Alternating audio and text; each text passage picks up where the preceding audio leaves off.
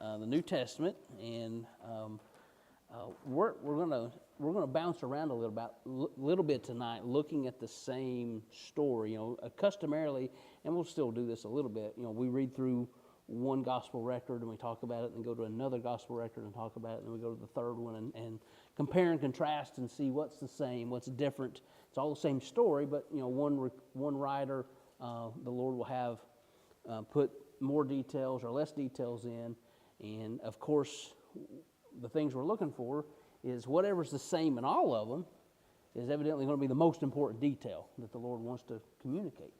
And then if there is any differences, any one writer that has a detail that the other one doesn't have, it adds to our knowledge, and we have to understand it that way. And so tonight's a pretty good example of there being some similarities and some differences. Not that one's saying something different, it's just that one has a different viewpoint. And so we'll see that tonight.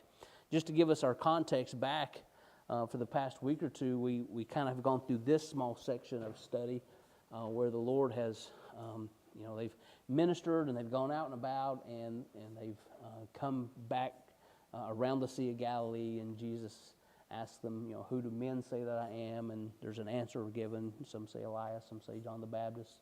And then Jesus says, well, who do you say that I am? And Peter says, well, thou art the Christ, the Son of the living God.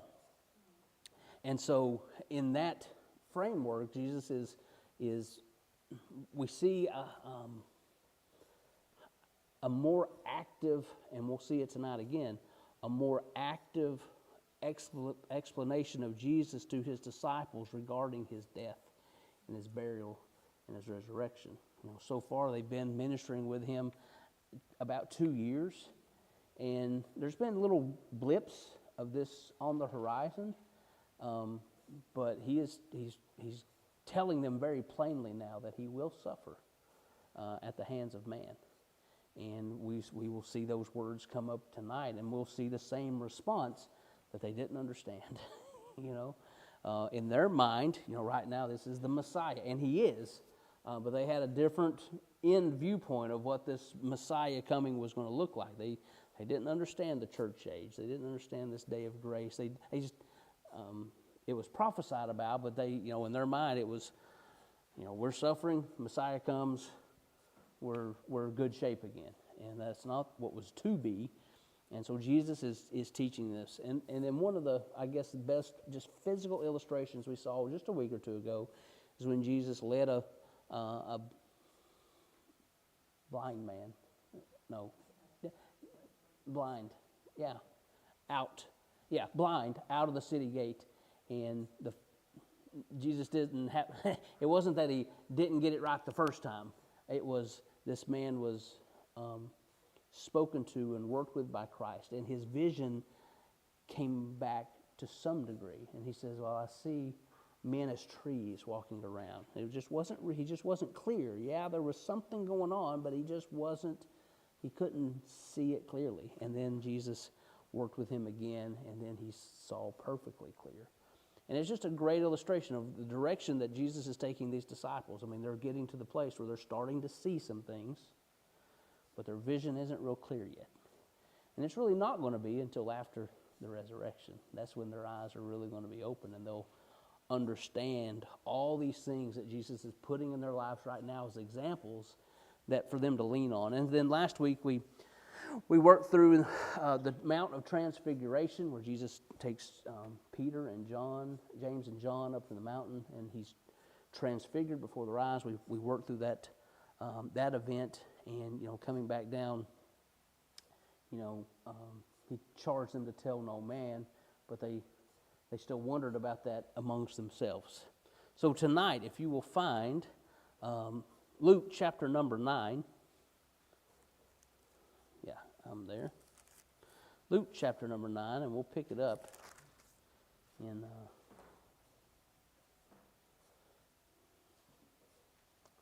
verse 37 will be our first new verse. We'll get a verse or two above just so we can, again, get our minds in the right capacity. And we won't read very much in Luke before we go back to Mark and back to Matthew, then back to Mark and then back to Luke. We'll kind of work forwards and backwards 2 times to get through this. to see the explanation. So Luke chapter number 7, verse 35, and there came a voice out of the cloud saying, "This is my beloved Son, hear him." That was the same that was between all the transfiguration experiences, was hear him, listen to him. And when the voice was past, Jesus was found alone, and they kept it close and told no man in those days any of those things which they had seen. And it came to pass that on the next day, when they were come down from the hill, much people met him. All right, so there sets our timing. And Luke's the only one that gives us the proximity in timing to this day of Mount of Transfiguration. And so from Luke's record, we see where, and we don't know what day of the week it was. It could have been on a Sunday. It's a song, right? But it could have been a Monday, Tuesday, Wednesday, and then the next day they are back down to this town, and I will say there's a ruckus happening. Okay, so let me maybe set a visual stage for you. How many were on the mountain? Somebody give me a number. 4. Jesus, Peter, James, and John. So 3 disciples. How many disciples were left then? 9. There were 9 that were not up on the mountain. 9 of them were down the bottom of the mountain, and there was excitement happening at the bottom. There's a couple of records that we'll read tonight, and we'll kind of get a gist of it. But I want you to see what's going on here, just to paint a picture in your mind that as they come down the mountain, there is a large group of people, which is not uncommon, around Jesus in this ministry, and it's full of excitement. Let's read just another verse or two here before we go and change books. And it came to pass when they were come down from the hill, much people met him, and behold, a man of the company cried out, saying, "Master, I beseech thee, look upon my son, for he is mine only child. And lo, a spirit taketh him, and suddenly crieth out, and it teareth him, that he foameth again, and bruising him hardly departeth from him." So we've got an example. Let me get, let's end there, because I want us to go and explore these other books to really kind of get a further picture. So far, from Luke's record, we know the day. It's the next day after Transfiguration. And James and John and Peter are awestruck with what they saw.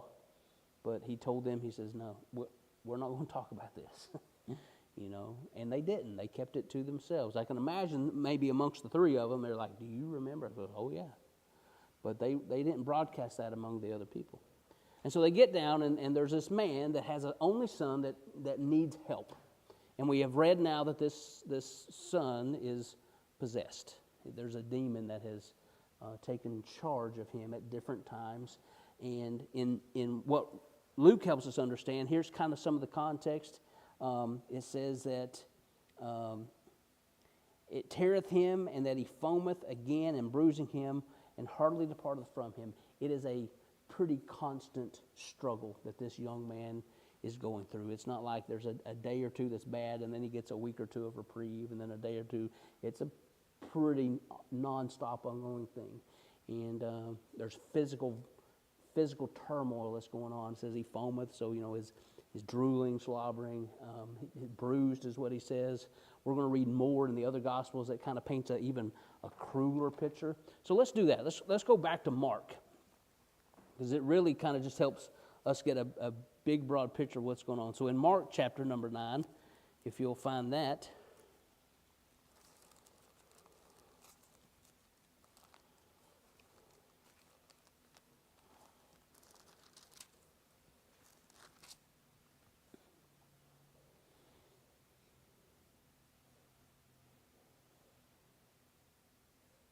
So in Mark chapter 9, I'll grab it in verse number 13. Again, it's just for context's sake. "But I say unto you that Elias is indeed come, and they have done unto him whatsoever they listed, as it is written of him." So Jesus is telling them about this transfiguration experience. "And when he came to his disciples," so according to Luke, when did that take place? The next day, that's right. So the next day, they come down off the mountain. he came to his disciples, and he saw a great multitude about them. So these 9 that were left behind were surrounded by this group of people. So we now have that understanding. It wasn't just this dad saw Jesus, and it was just this dad that goes and says, I need help. It was Jesus comes down, and he sees a large group, and the 9 are right in the midst of it. He saw a great multitude about them, and the scribes questioning with them. So the scribes are now grilling the disciples and asking questions and figuring things out, or trying to figure things out. 15, and straightway all the people, when they beheld him, were greatly amazed, and running to him saluted him. I don't know, to me as I read that, I have this picture in my mind like Jesus is coming down the mountain. So if he's behind us coming this way, he sees the group of people in our front yard, right? And all the disciples. And then somebody turns around and sees Jesus. And they're like, hey, there he is. And so this mass group goes from there and now surrounds him, and it says saluted him. I'm sure they said master, Verse 16. And so now this is talking about Jesus. And Jesus asked the scribes, he says, what question ye with them? So, the scribes, they typically weren't there just because they were curious. They were trying to find something to cast blame upon, was their typical MO. Now, not all of them. There were many people, and we could read in Acts where, there was a large portion of the religious sect that did become believers in Christ. We see not a lot of that in this record, but he did come for them. He didn't come as their enemy, but they saw him as an enemy. But he came to seek and save all that was lost. So he says to the scribes, what seek you with them? And one of the multitude answered and said, Master. So the scribes, we don't see their response, but now is where the dad speaks up, right? Master, I have brought unto thee my son, which hath a dumb spirit. So what is another result of this possession of this young boy? He couldn't what? He couldn't communicate. Yeah, he couldn't verbally communicate with what was going on. And wheresoever he taketh him, he teareth him. So we've got that part. We heard that before. And he foameth. All right, we've heard that before. And he teareth him, and gnasheth with his teeth, and pineth away. And I spake to thy disciples that they should cast him out, and they could not. So what do we see now is this causing this ruckus in the middle of the town, and the scribes are really, I don't know, in my mind's eye, they're like, aha, we knew he was a fake. Because now we have this problem, and Jesus' disciples, we've heard they've been doing miracles, and they have. Jesus had used them. They had gone out in pairs, it feels like months ago, and it could have been timeline-wise, but they had gone out in pairs chapters ago, as we had read, and they had healed, and they had cast out devils, and they had done all sorts of things, and now the show's over. They've run out of whatever this ability is that they had, right? And the scribes are like, taking notes. Oh, yeah, we knew it wasn't true the whole time. Jesus answers and says, O ye faithless generation, how long shall I be with you? How long shall I suffer you? Bring him unto me. Now, leave your place there. I'm going to go back to Luke just to read you that same reference there for just a second. So you don't have to turn there. I'll just go right back. So we stopped in Luke chapter number 9, verse 39, which says, and he foameth again, and bruising him, hardly departed from him. And verse 40, and I besought thy disciples to cast him out, and they could not.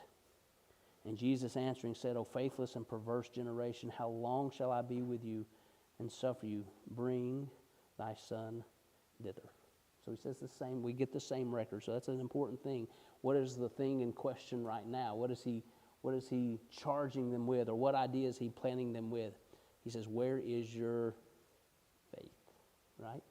He says, you faithless generation, or where is your faith at? So keep that in mind because we got more to read. All right, so I'm back with you in Mark now. I'm going to read a few more verses there.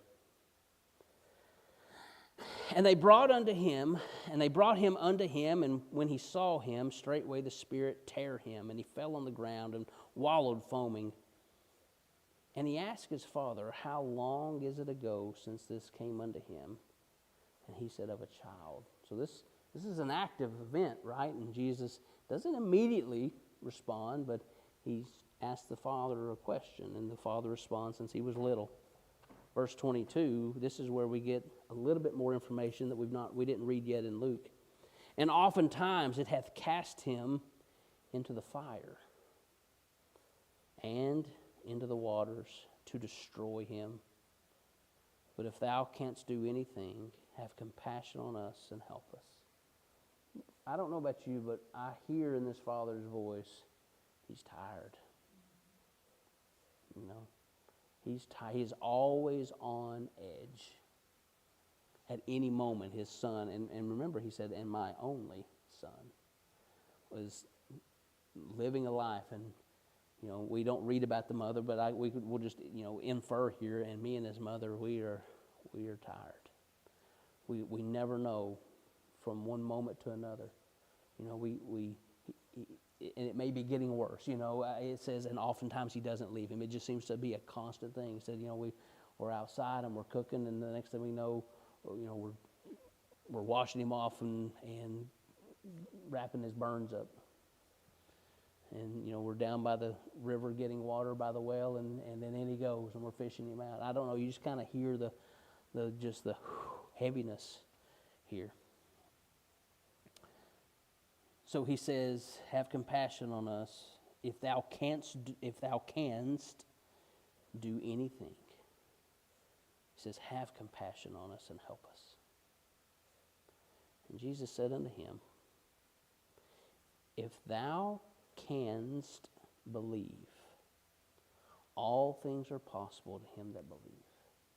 And this is such a great next verse that gets used, and rightfully so, because we've set the stage here.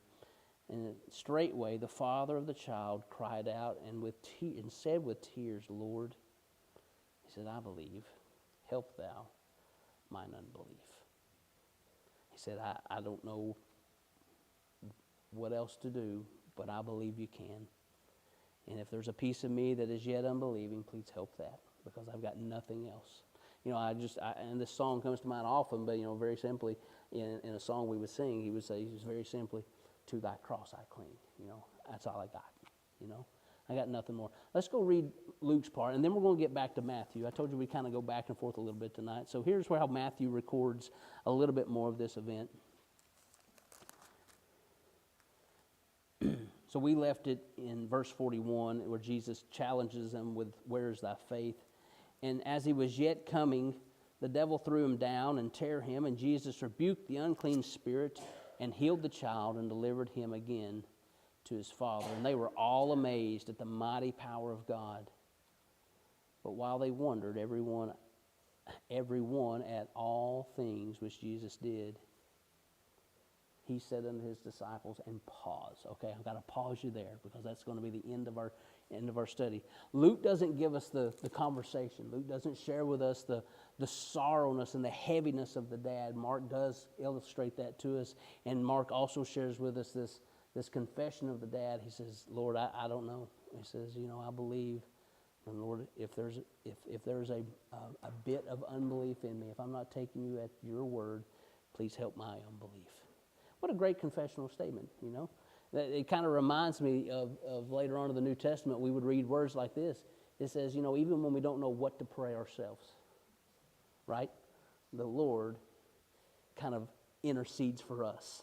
He speaks on our behalf. And to me, that is a physical example of those moments in a Christian's life. It's like, Lord, I don't even know what to pray right now.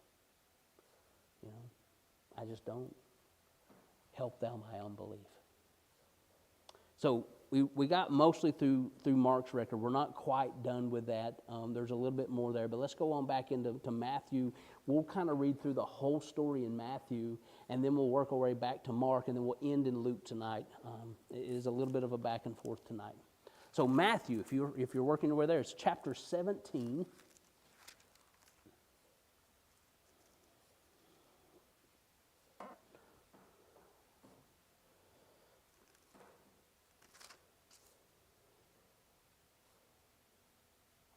And we'll pick it up in verse number 14. We've already read enough context to know where we're at in the timeline of events. But it says, and when they were come to the multitude, so the next day, they come to the multitude, there came to him a certain man, kneeling down to him and saying, Lord, have mercy on my son, for he is a lunatic, and sore vexed, for oftentimes he falleth into the fire and off into the water. And I brought him to thy disciples, and they could not cure him. And then Jesus answered and said, O faithless and perverse generation, how long shall I be with you? How long shall I suffer you? Bring him hither to me. And Jesus rebuked the devil, and he departed out of him, and the child was cured from that very hour. So Mark gives us the most about the event, but Matthew gives us the next thing. And the next thing is he now turns to his disciples. And we have this very prominent verse that is shared and illustrated in many different ways, but let's put it back in where it is in the Bible. Okay, so we're just after this transfiguration event. 3 people got to witness. 9 disciples are left working, ministering. I mean, they didn't just sit down and take vacation. We see here where a multitude came, and we don't read about any other people coming, but if it falls into any other pattern that we've read for the past months, people were bringing sick people. People wanted to know about Jesus. They were ministering while he was up there. They just didn't, sit down and do nothing. And this person shows up, and they couldn't do anything. They had no effect on this person. And so Jesus does, and we've already read the healing part, and he was healed from that very hour. Verse 19, now we get to see the disciples, So whether or not it was later that night or the next day, at some point, they were like, Lord, what happened? You've allowed us to do these things before. We've ministered in Galilee and other places.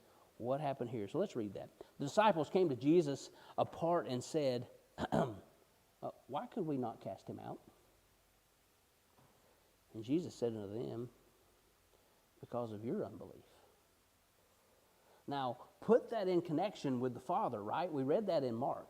So as Jesus is getting ready to heal this man's son, Jesus looks at the Father and he says, well, if thou believe, anything is possible. And the Father's response is, Lord, I believe, but help thou my unbelief. And Jesus heals this person. So now the disciples, hearing all these details, come back, circle back around, and ask Jesus this question: Why could we not help this situation? Jesus said, because of your unbelief. For verily I say unto you, if ye have faith as a grain of mustard seed, ye shall say unto this mountain, remove hence to yonder place, and it shall remove, and nothing shall be impossible unto you. The interesting, challenging part here is that he's continually focusing on this idea of faith. In this entire story, from the moment they come down off of this mountain of transfiguration, it's still all about faith. 3 men saw Jesus in his glorified self, but yet he still said it's still about faith. It's still about who I am and what I do. Peter was ready to build 3 tabernacles up there. He said, let's start excavating right now. I know a guy, he's got 12 shovels, and we'll just go start digging, and we'll build. And then they would start worshiping the creature more than the creator. They would start putting more emphasis on the signs and the wonders than the one who did the wonders and the signs. It's a very similar story that has started in the book of Genesis, and it's still very present today. And it's something that God gives us these examples for us to be cognitive of, to be careful that we, well, if we go all the way to the end of the book of Revelation, he would challenge one church. He says, you lost your first love. He says, you started worshiping the idea of ministry and the active work of ministering versus the one you're ministering about. That the work becomes more important than the one who has established it. And so he's here live on this earth, and he's still telling these disciples, it's going to be about faith. And so we get this story, and he gives us example about the grain of mustard. And that's been preached on, and it could never be preached on enough, but, the mustard seed is the smallest of all seeds. Now, it grows mightily. In the Middle East, I looked it up a while back. There's an example Jesus uses later on about the mustard seed becoming a mighty plant, and even birds finding lodging there, and very powerful. But a mustard seed that we would grow in America is I'm trying to think of the scientific name for not a plant species, but it would be in that same line or same. What is it? Yeah, we'll say genre. We'll use music examples. I don't know. I mean, you got apple trees, right? And up and down this valley, there's apple trees, and some of them grow green apples, and some of them grow red apples, and some of them yellow apples, and some little bitty crab apples that I don't even know what they're good for. There we go. So somewhere in there, they're related. Cousins, we'll put it that way. It looks different here because, we'll grind the seed up and we'll make mustard, out of that. But he says that seed, and he says as minuscule as it seems, he says faith doesn't take a lot to make a lot happen. I guess we would say little as much when God is in it, right? So he challenges with that thought. Verse 21, he wraps it up. He says, now listen also, fellas, there is something to be said for being right with me. He says, howbeit, this kind goeth not out by prayer and fasting. He says, faith is the basis of all things. Is the evidence of what? Things not seen. He said, but even in that, following me, being right with me, is an important attribute. He says this kind by prayer and fasting, being in commune with the Father, in connection, in community, in a fellowship, we would say. Here's the response of the, well, not the response of them, but this is what's going to take us back to Luke. So this is an incredible event, but it's not unlike something that they've done before. But remember, we're continually seeing Jesus pour more and more, well, I can't say more and more, but he's building this basis of faith for his disciples because he is going to depart from them, right? I mean, he knows this. He's sharing it with them, and he's preparing them for him not to be here physically. And they don't get that. They're just not connecting that dot yet. Verse 22, and while they abode in Galilee, so now we know where they're at. We didn't read that before. They're around the Sea of Galilee. They're on the northwest shore of Galilee. Jesus said unto them, the Son of Man shall be betrayed into the hands of men, and they shall kill him, and the third day he shall be raised again. Now, verse number 23, at the end of that says the disciples were what? Exceeding sorry. Let's go read how Mark and then Luke ultimately records this for us, because we'll gain a little bit more, and it helps us understand the exclamation point that would go here after this story. of him building their faith, because he's already said, "O thou faithless generation." So Mark chapter number 9.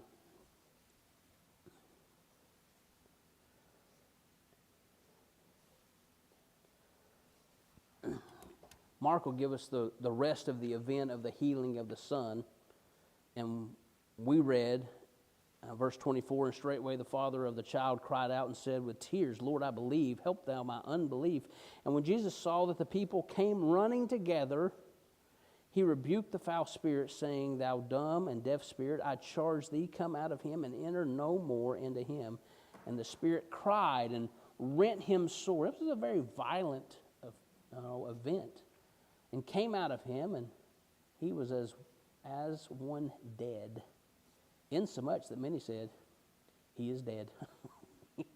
They thought this boy was gone. Jesus took him by the hand and lifted him up, and he arose. And when he was come into the house, his disciples asked him privately, Why could not we cast him out? And he said unto them, This kind can come forth by nothing but by prayer and fasting. Don't forget what Matthew shared with us, because Matthew was there. He was at this event. Jesus explained to them, he says, let's keep talking about faith. And faith is what will drive you to me in prayer.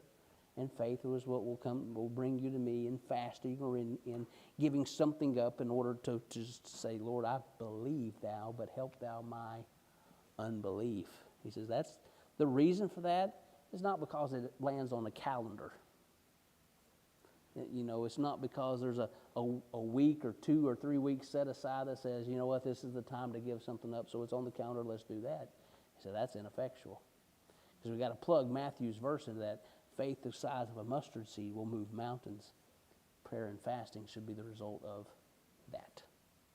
Not because it's a scheduled event, Lent or whatever else. So he gives them that same bit in verse number 29.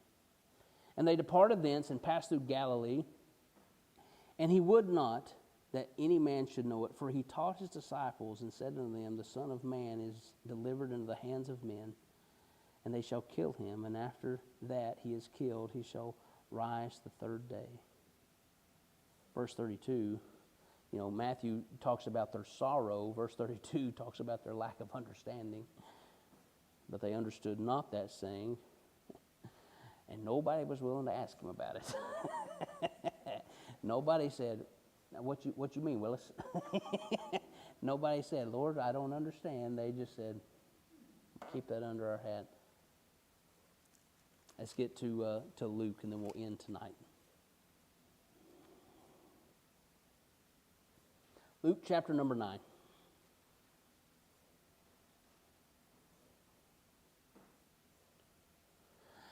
I'll read verse 43 again, because that's where Luke ends the story of the healing. "And they were all amazed at the mighty power of God." So what amazed them? Well, the demon came out of the young man. What else amazed them? They thought he was dead, and he wasn't. And so they saw this both horrifying and miraculous event, at the same time. I thought, wow. And so they were amazed at the mighty power of God. "But while they wondered, every one of them, at all things which Jesus did, he said unto his disciples." So again, this is later on. We read in Matthew and Mark where they were working their way through Galilee. Mark actually shares where Jesus was trying to be as incognito at that moment as possible. He wasn't trying to draw attention to himself. He was really focusing on the 12 that were around him. And he said those words that he said, the Son of Man will be betrayed into the hands of men, and they'll kill him, and he'll rise again the third day. He was very blunt when he said those things. And Matthew says to us, and that made him sorrowful. Mark adds to our understanding that they didn't fully understand it, but nobody dared ask him. Luke gives us the Lord's heart in this situation and what he tells them. Verse 44, "Let these sayings sink down into your ears." Somebody connect that to the book of Romans for us. Faith cometh by hearing. And what's he been talking about for this event that we read about tonight? What was his rebuking to the multitudes, those that had followed him? They knew him a little bit. And what was his challenge to the disciples? He said, guys, it's all about faith. So as he starts saying these things to him, he says, listen, let that soak in. Your faith is based on what I am telling you. Nothing else. Now, we have it in print version, right?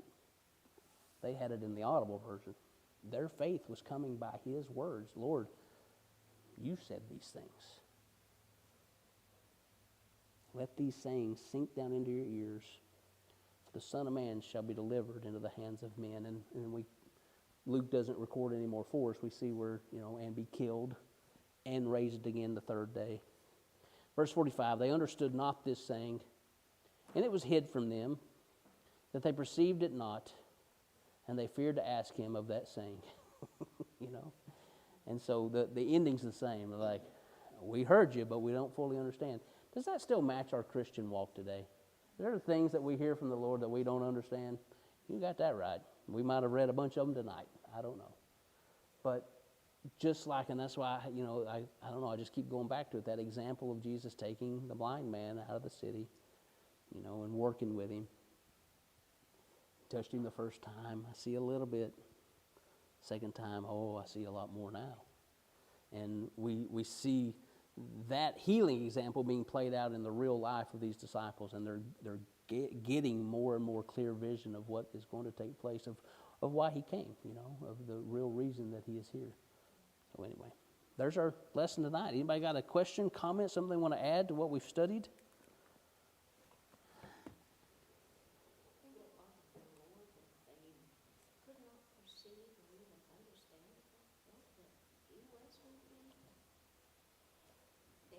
Yeah. Great question. Miss Joyce posed the question, did it bother the Lord that these disciples still didn't perceive? I don't know. I don't know if I could have an answer. I think to me,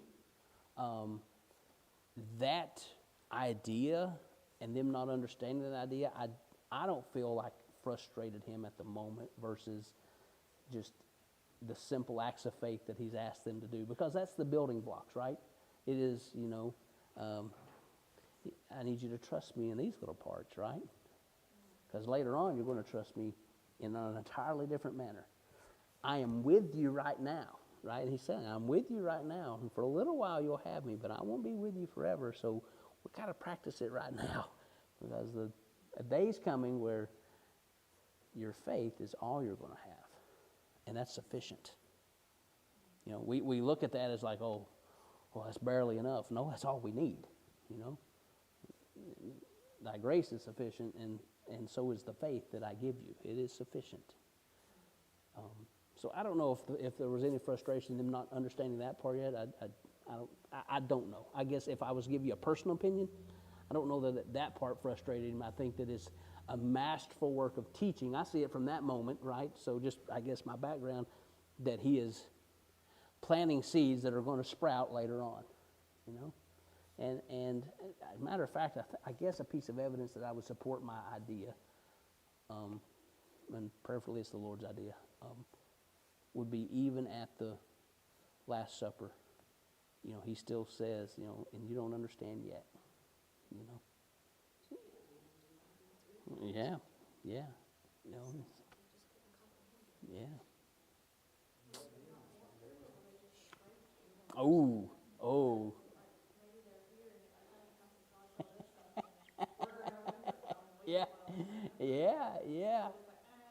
Yeah. Miss Brittany, for you all online, said, did they not understand, or did they not want to understand? Because they were living what they wanted at the moment, right?